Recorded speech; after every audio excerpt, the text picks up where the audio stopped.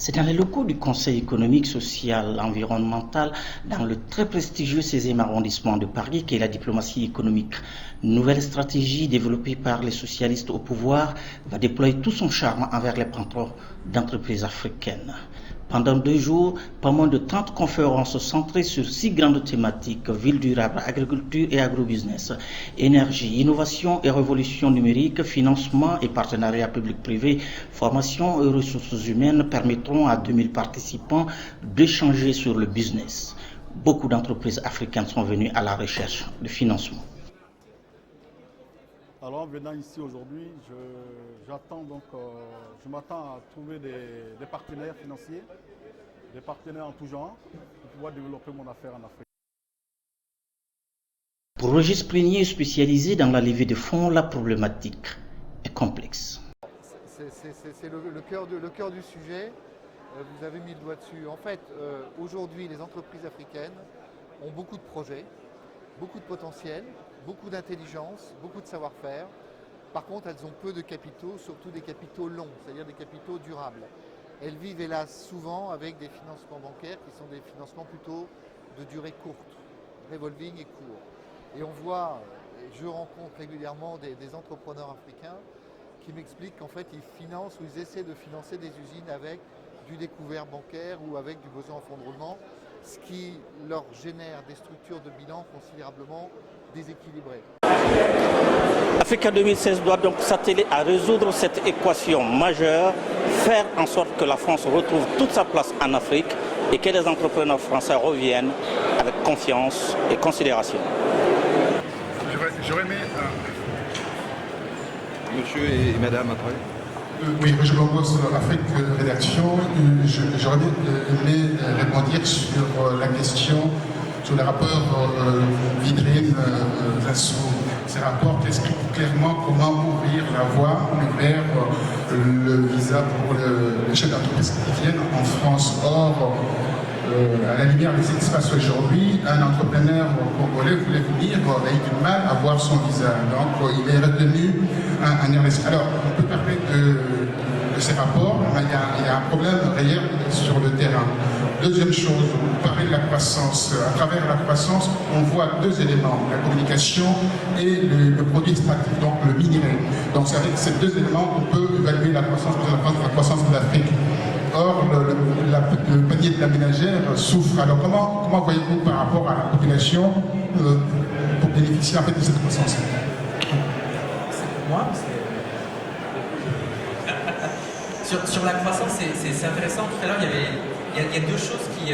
la première chose, c'est qu'on a sous-estimé l'épargnant africain.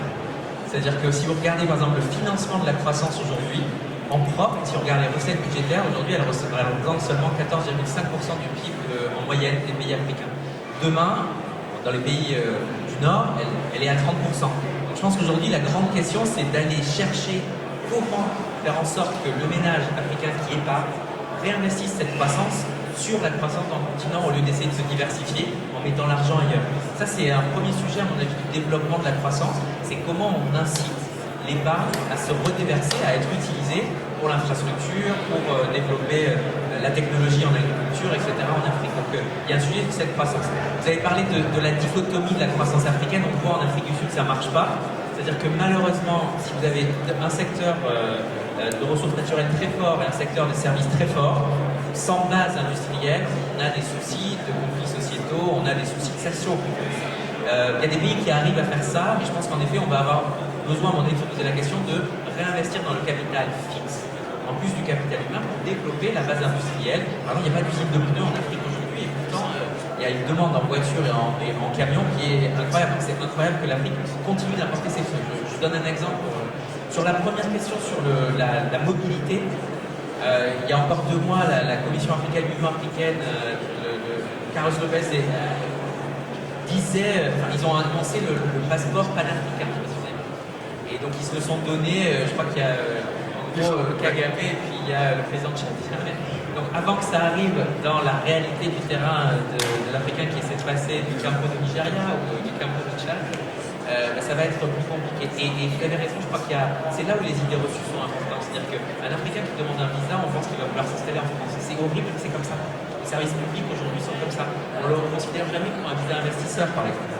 Et ça, c'est des choses que le Nord, et la France en particulier, va devoir revoir. C'est-à-dire, pourquoi on n'a pas aujourd'hui la possibilité, clairement, comme d'autres pays affichés, d'avoir un visa investisseur avec les pays sur lesquels on sait qu'il y a, par exemple, pas de risque de change, il y a des accords bilatéraux fiscaux, bancaires, etc., qui permettent de stabiliser la mobilité des talents. Ça, c'est un vrai sujet. C'est un sujet pour cette génération. C'est pas un sujet pour la prochaine. Oui, je voudrais abonder dans le sens de ce que vient de dire notre ami avec ses mots d'économiste. C'est une question générale de mobilité en Afrique, qui est une question qui renvoie de façon générale au respect pour les personnes et par exemple au respect pour les chefs d'entreprise. Il n'est pas vrai qu'en Afrique, dans tous les pays, l'environnement soit très business friendly. Il n'est pas vrai que les entreprises soient au cœur des politiques publiques. Il n'est pas vrai que les ministres, les administrations aient comme premier sentiment de responsabilité celui de faire en sorte que les chefs d'entreprise puissent être les plus efficaces possibles. Ça n'est pas vrai. C'est plus vrai aujourd'hui qu'hier, ça évolue, et toutes les manifestations comme celle-ci où on pourra faire plaidoyer pour une croissance qui repose sur le fait que les entreprises peuvent faire de la croissance, ça nous fera avancer.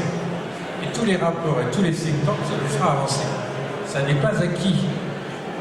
Et en ce qui concerne les visas, la France a demandé plus de 50% les visas. Un chef d'entreprise, aujourd'hui, a quand même de grandes chances d'avoir un visa pluriannuel, multi-entrée, parce que c'est un chef d'entreprise. Donc, c'est quelque chose qui progresse. Mais ce n'est pas le seul obstacle en Afrique. Le Bénin, le président du Bénin a annoncé il y a une semaine, 10 jours, à Kigali, sortant d'une audience avec le président Kagame, que tous les Africains pouvaient rentrer sans visa au Bénin. Voilà un type d'évolution qui va dans le même sens que le passeport africain. Aujourd'hui, c'est la croix et la bannière pour un chef d'entreprise que la mobilité dans l'espace intra-africain, indépendamment du fait d'aller en France, d'aller venir en France.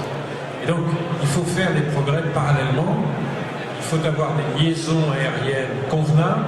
On n'est franchement pas du tout à ce niveau-là du point de vue intra-africain. Il faut cesser dans des espaces où il n'y a théoriquement pas de droit de douane et pas de frontières, comme par exemple la CEDEAO pour les marchandises, d'être arrêté et raquetté tous les 200 km, parfois tous les 50 km, sur les grands axes. Donc la mobilité pour les entreprises, la capacité de circuler librement, leur capacité pour les marchandises, leur capacité pour les transferts de capitaux. Vous avez des pays où vous faites les transferts en 1 nanoseconde et d'autres d'un pays à un autre, vous les faites en plusieurs semaines. Bon, on a une problématique générale de la mobilité. La France est prise dans cette problématique. Elle fait plutôt des progrès, mais il faut continuer à faire le lobbying pour qu'elle fasse plus de progrès. Sur le panier de la ménagère, faites attention au caractère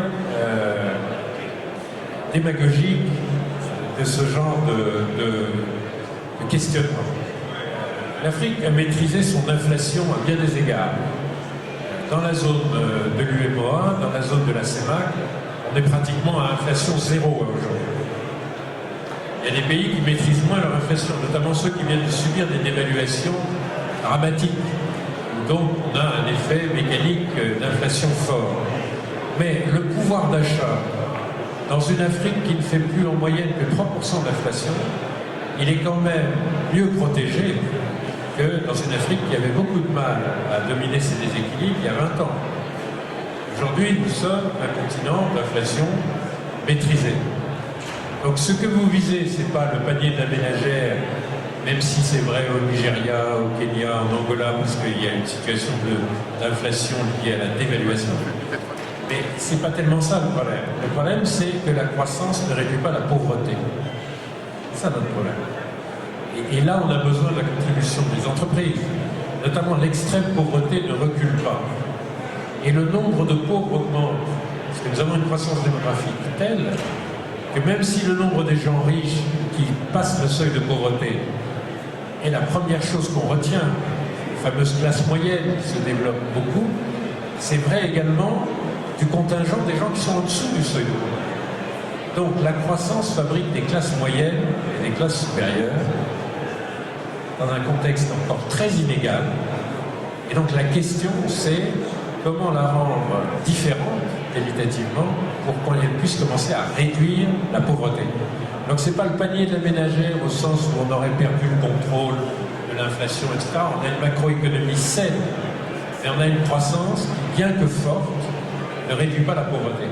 C'est ça sur quoi, à mon avis, les gouvernements et toutes les entreprises doivent réfléchir. Et objectivement, les entreprises, on leur avait jamais demandé leur avis.